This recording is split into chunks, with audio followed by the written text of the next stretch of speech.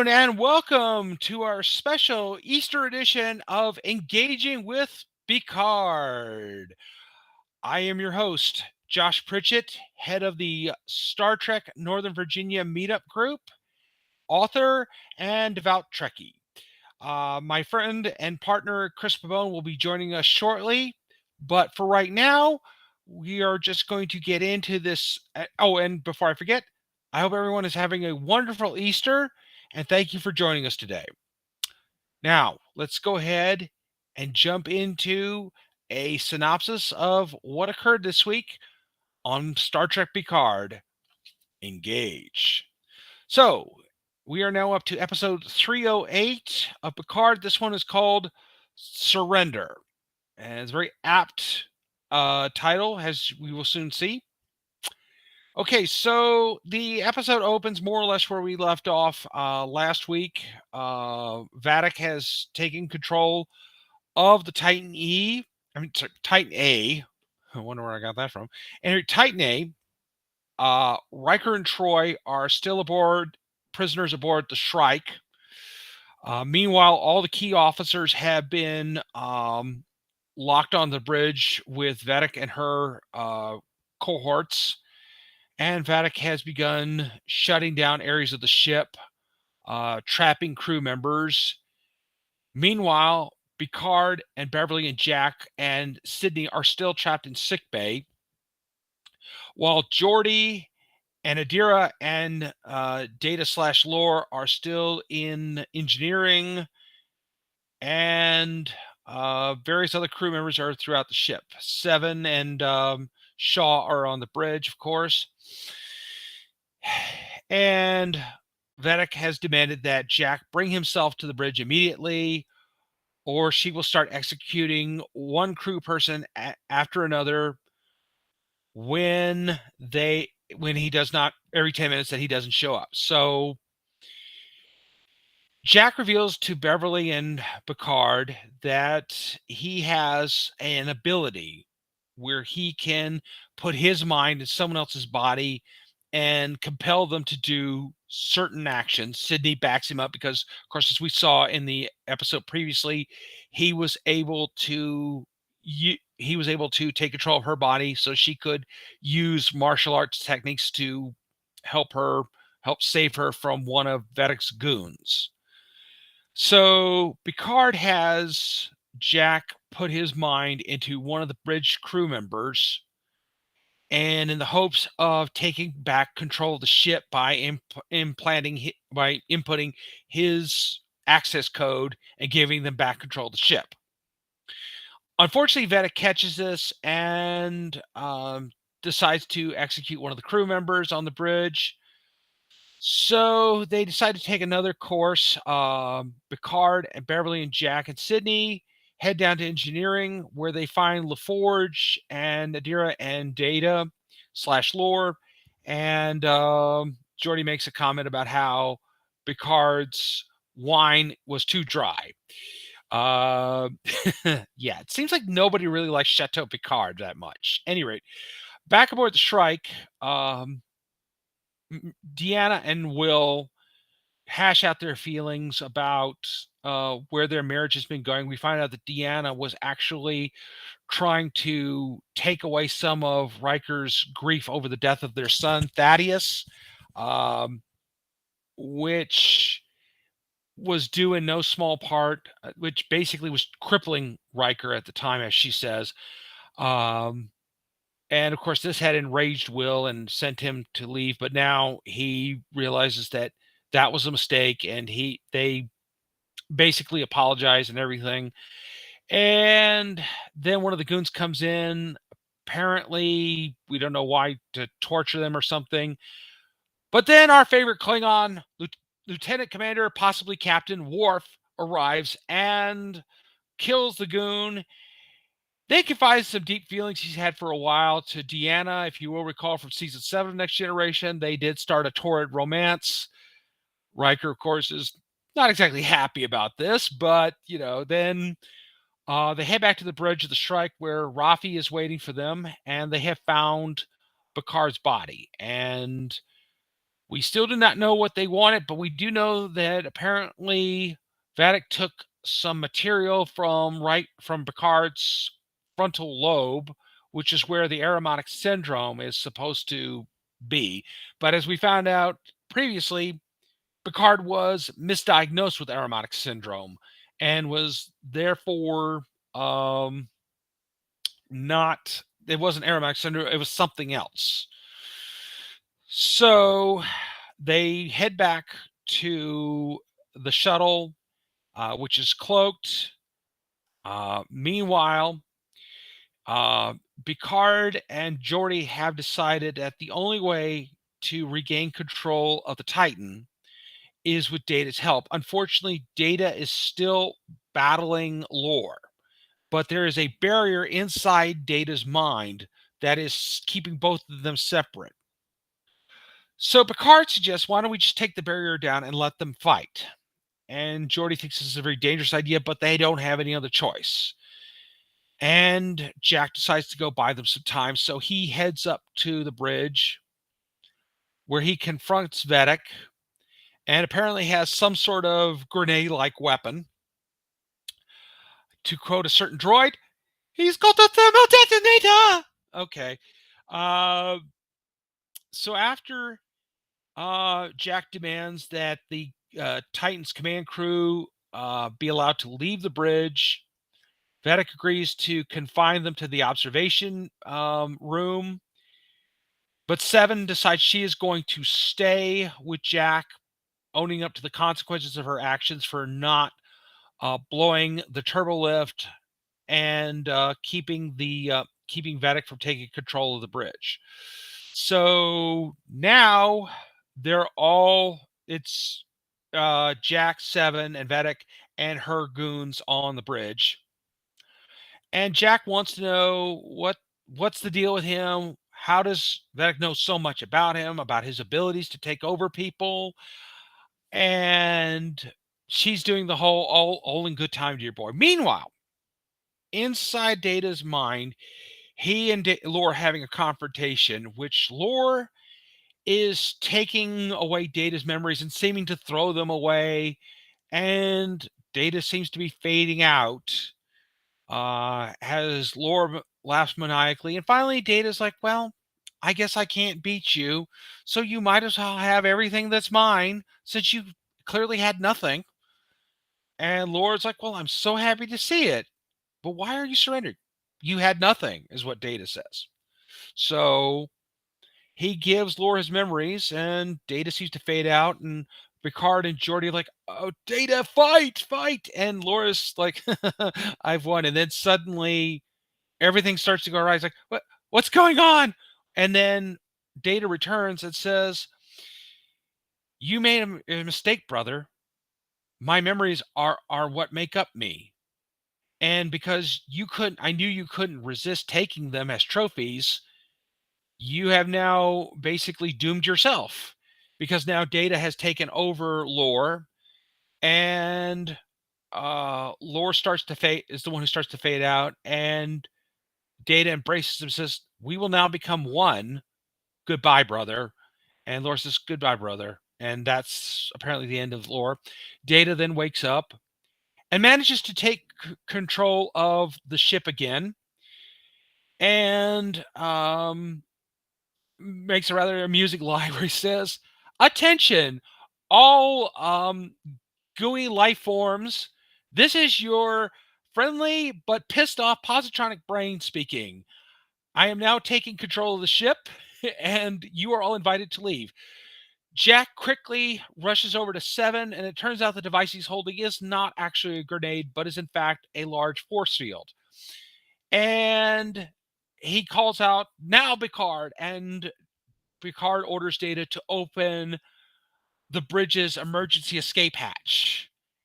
And Vedek looks at them and says, "Effing Solace." Didn't actually say effing, but I'll leave that to your imagination. We're a family show. She and her goons fly out into space, where we see her freeze over, and then her body crashes against the Shrike's hull. They close the hatch. The bridge officers come back onto the bridge. Seven and and Picard, Beverly, everybody's back on there. And Shaw says to Seven, "Would you like to do the honors?" And it's promptly Seven then orders the helm to load all photon torpedoes and fire everything they have at the strike, and it is blown completely to hell. So, with that, um, our beloved Next Generation crew reunites on the observation room where they see once again their beloved Data, who says, "I don't remember anything about the other Data that asked for you to die, but I'm glad to be here with you all again.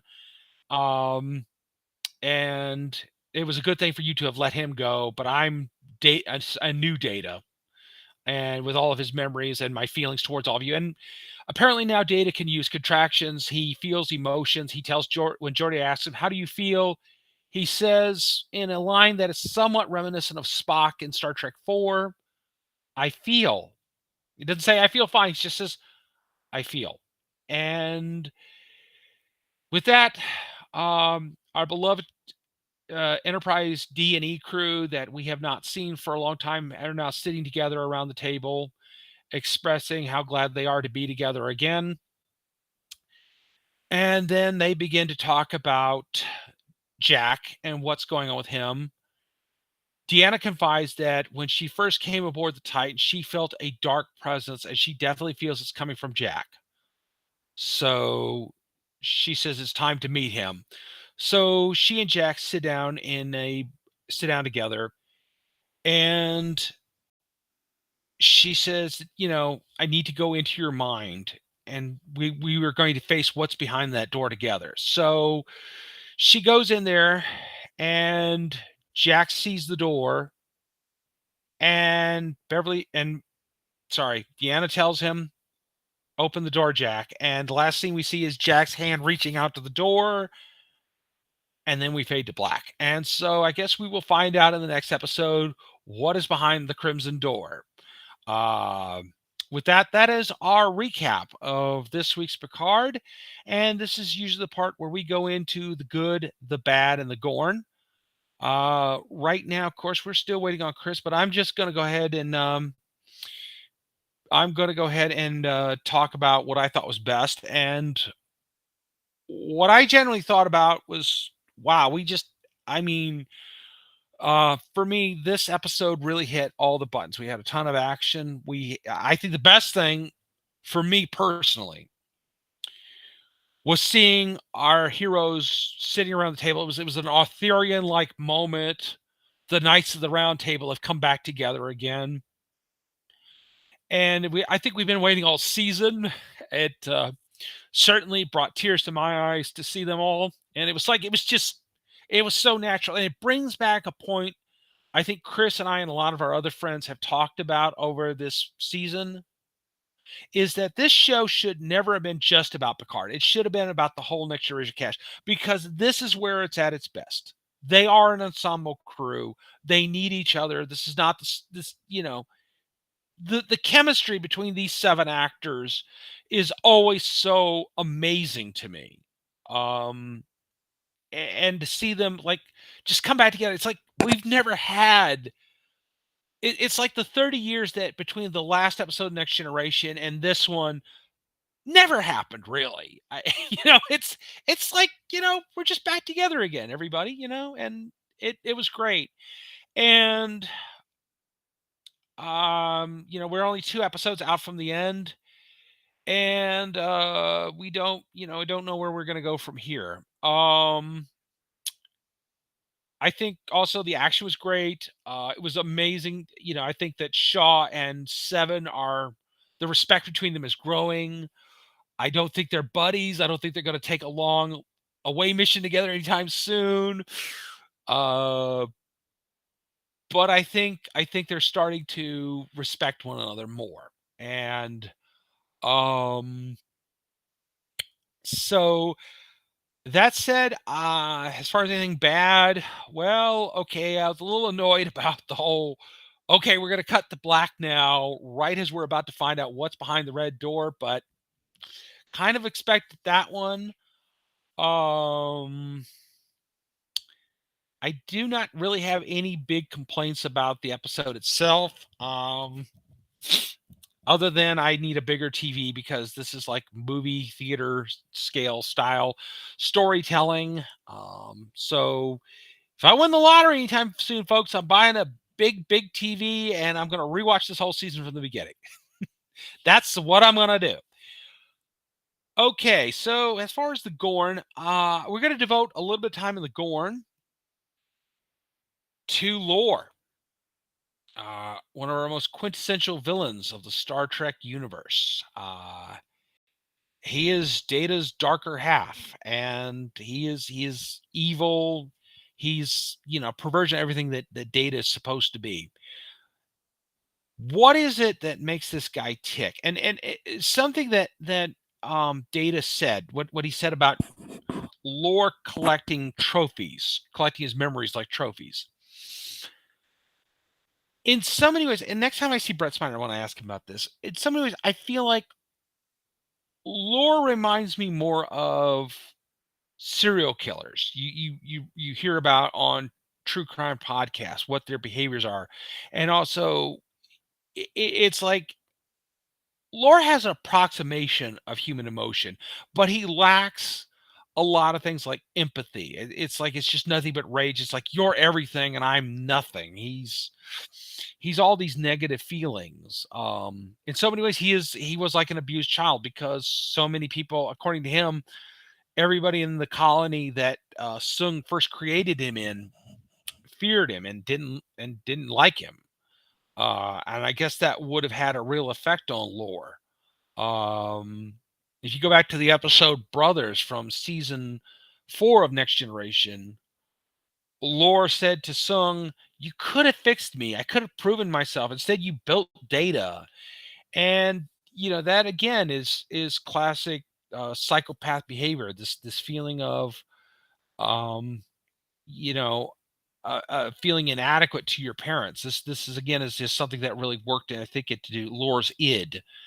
um, that kind of broke down his psyche and made him the unstable personality that he is.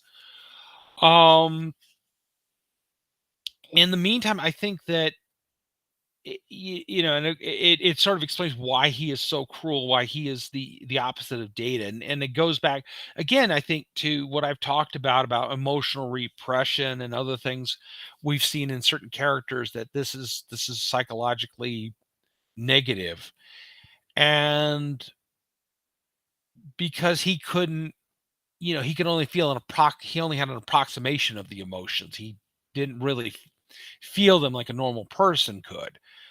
And I think that's what drove him much harder. That's what made him what he was. Um, and I think, you know, certainly watching Brett Spiner play him on and off for so many years, I've had to wonder, was he thinking of Laura as like kind of a serial killer or a sociopath? I'm sure somebody has asked him about that. But if anybody has any ideas or they've heard Brett talk about it at a convention or in an interview, please do let us know in the comments. Another thing I wanted to briefly chat about in the Gorn uh, is the phenomenon known as La Crush. If you don't know what that is, I just found out about it myself recently. Apparently, it's been the whole thing on the internet about the relationship between Jack Crusher and Sidney LaForge, hence the term La Crush. And in a recent interview on StarTrek.com, um, LeVar Burton himself was asked about this, and he more or less repeated what he said in character in episode 6: "Stay the hell away from my daughter." So that's really been kind of amusing to know that, okay, this season has really taken off. And honestly, it has been, I think, the best season, not just of Picard, but I think every one of the live action Star Trek shows. I'm not talking about the animated ones because they've been awesome on their own, but as far as the live action ones, Discovery, Picard, Strange New Worlds, I think this has been the best season. Which is say something because I really loved the first season of Strange New Worlds. So, again, share your thoughts with us about that. We're always there. At any rate, as far as well, we're still waiting on Chris. Well, hopefully he will join us, but I'll go into some theories, and hopefully Chris will get here, and then we can chat for a little while longer. But so as far as some theories, of course, I've not been great at predicting theories this season, but I'm going to give it one more shot. Okay, I think this is an obvious one. They will open the door next week, and we will finally see what's going on. Uh, I still think it's the Pa Wraiths. That's the only thing I think it could be.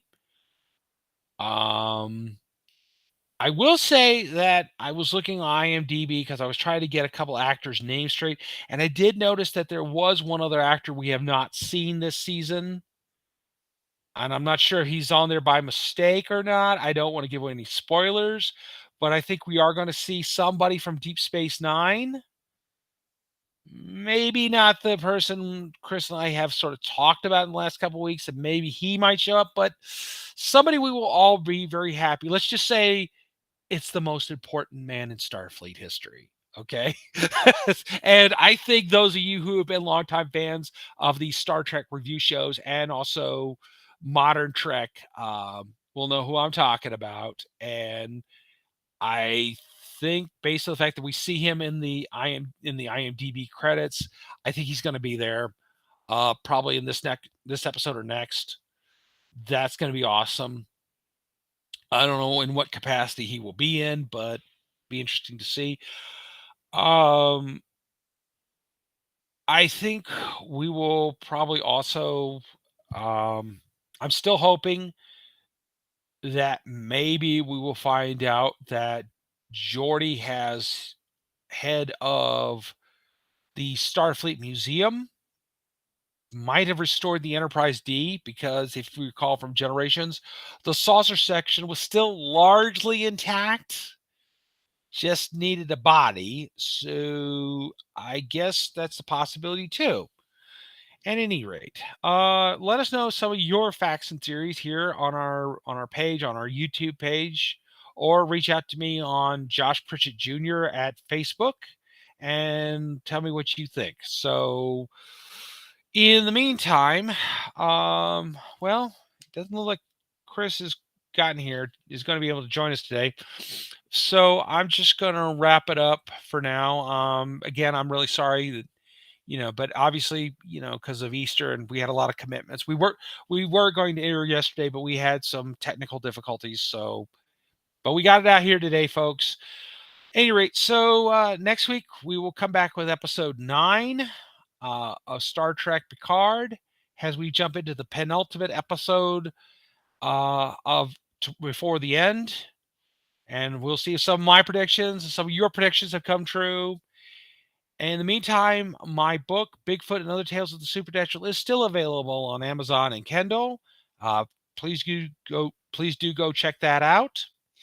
And in the meantime, I remain Josh Pritchett Jr., writer, head of the Northern Virginia Star Trek Meetup. You can find me at Josh Pritchett Jr. on Facebook. And until then, happy Easter and live long and prosper. Goodbye, everybody.